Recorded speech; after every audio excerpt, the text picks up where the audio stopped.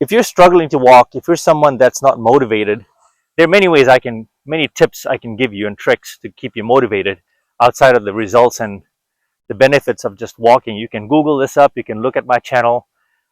Endless supply of information here on my portfolio of what walking does for you. But um, I am someone, if you're like me, I'm someone that's motivated by numbers, right?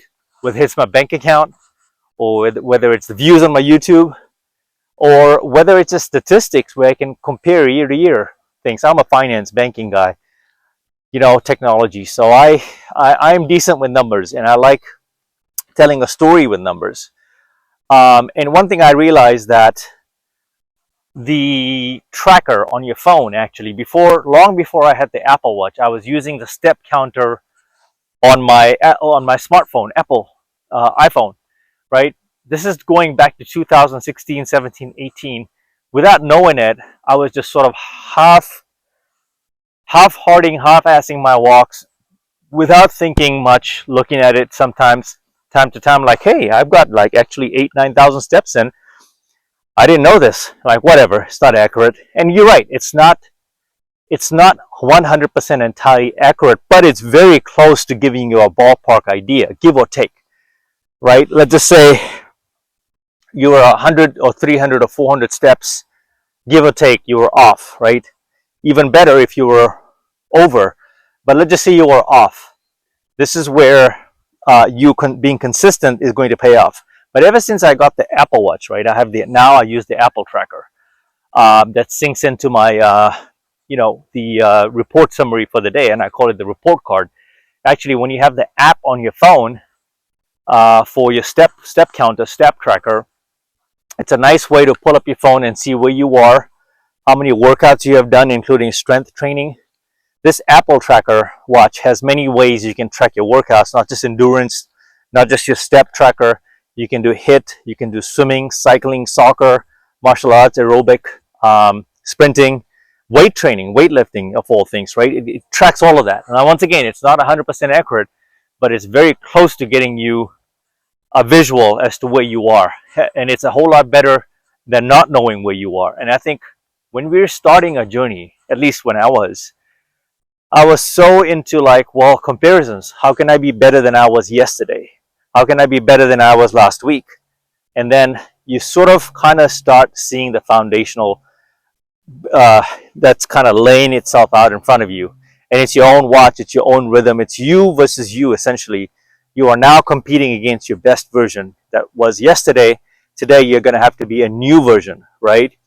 And so once I saw how much ground I was covering on my Apple Watch, my life changed. I'm like, holy cow. If this wasn't a boost of confidence and enlightenment that, damn, I'm actually putting in serious time. Because I was like, holy cow, that's a lot of time I've spent. And just, to me, I didn't think about it, but I'm like, damn, that's an hour and 20 minutes. I just continued walking, and there's no way for me to measure this. And now I have an Apple Watch, and I can actually see the numbers. So now what happened is, in 2020, 2019, 2020, I think I got this watch. And I have never looked back. My life has completely changed, transformed when I look at the numbers.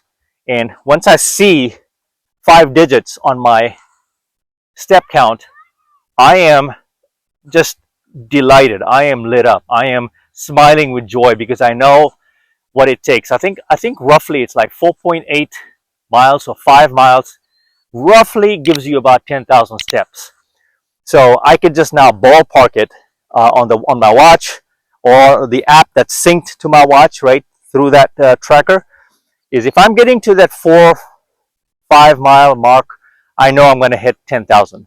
Now, how you get there is up to you. You can get there by 10-minute walks, intervals through the day that I just talked about, or you can do everything in one session, which you can be wrong. You can go wrong either way. But for some of you that are struggling to even get any exercise in, walking is fitness. Walking is part of fitness, big part of fitness, actually. If you're not doing anything, this is the least resistance of a thing you can do.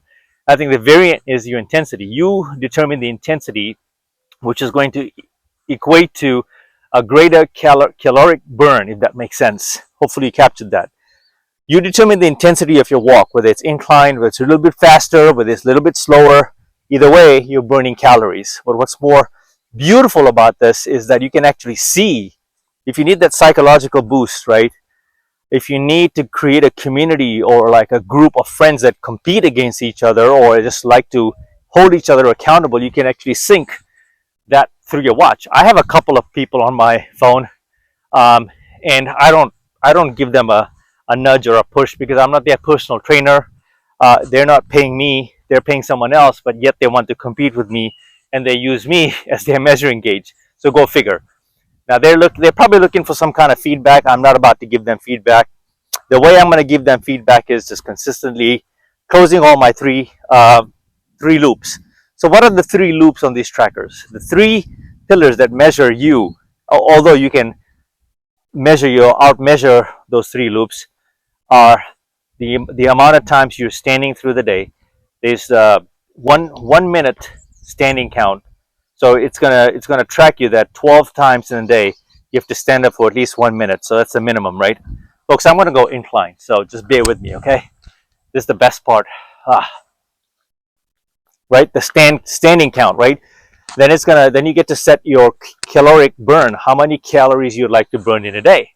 I personally have mine set to like 630. I don't know how I got there. I'm okay with that number because most days I'm over 700, close to 800 calories a day, which is average for me. So that's the second loop, and then the other loop is standing. Let's see, caloric burn. The amount of time you spend exercising. So your time. So 30 minutes. Typically, I think it defaults its setting that if you get 30 minutes of exercise, you close that loop. So once you hit all three circles, green, red, and blue, right, respectively, they stand for those three pillars, measurables. Then you close your whole circle. This whole light goes off. That you've hit all three goals, like this. It's like fireworks that go off, right? So that's a great way for you to stay motivated and see some numbers in front of you, and have a sense of accomplishment, especially when you're starting off, because you're not gonna. I mean, let's face it, not every one of us actually have personal trainers, right? So if you have your watch, and if you have this tracker, that essentially is your personal trainer, because you're looking at these three loops that closes itself, and that's how you can measure you can measure like your progress in that sense, right? So this is what a lot of folks are looking for, and I think we already know this, but it has to be said that, folks, if you're struggling, right, you want to create a system. Your phone is a great place to start, and in fact, it's more than enough of a starting point. You have that tracker. You just turn it on, turn your settings, right? You adjust it to your wherever you'd like it to go, and push yourself. And before you have it, that's how you measure yourself. And then you start walking every day.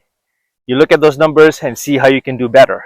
So I got in this habit since 2020, like I said, and I've been averaging about 12,000 steps almost every single day. And on the days that I miss the mark of 10,000, I just make it up the following day, and I could have like a huge day where I've just done 20,000 steps, 22,000 steps, right? And the whole thing is on the weekly averages. That's where I catch myself averaging out. So one day I could have done like 7,000 steps, and I'm not too happy about that because I've done intense weight training as well.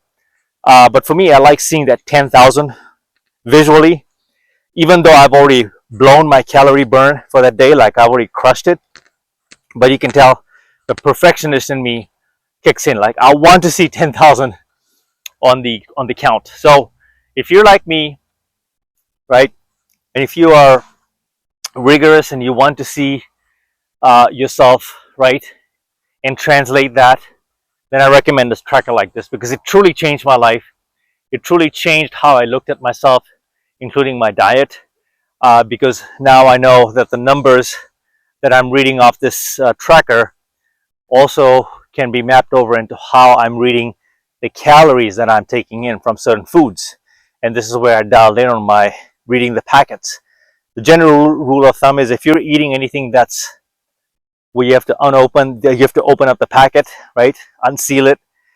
There's a good chance it's processed food. And I'm not trying to, the more you can stay away from processed foods and like frying and all of that stuff, the better it is for you. So, um, anyway, folks, I'm going to flip around and try to go the other way, and think I'm losing lighting this way, but hopefully this video was helpful to you in terms of how a tracker can help transform your life and your walking sessions. And if you're someone that's still on the fence about walking or getting any exercise in, I would highly recommend to turn the page on this one, and you actually have the resource. If you don't have an Apple Watch, use your smartphone. Anyone can get a smartphone. Like that's how I look at it. Anyone can get a smartphone. It's already built into your app. Okay. To the next video, next topic. Thanks for being here. My walk continues. I'll catch you in the next one. Mamba out.